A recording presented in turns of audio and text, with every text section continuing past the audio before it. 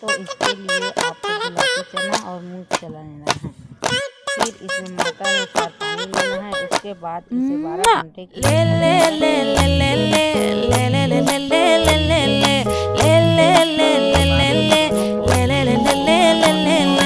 பாடி என் பொட்டல முட்டாயே சின்ன ரத்தின கொட்டாயே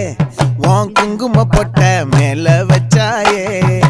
வாடா என் அம்புலி மச்சானே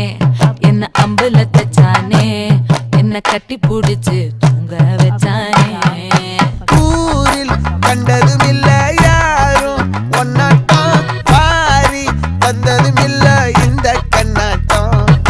ஜோடி கட்டினதில்ல யாரும் ஒன்னாட்டம் கோடி சந்திர உண்டு நள்ளிரவு விடியும் மட்டும்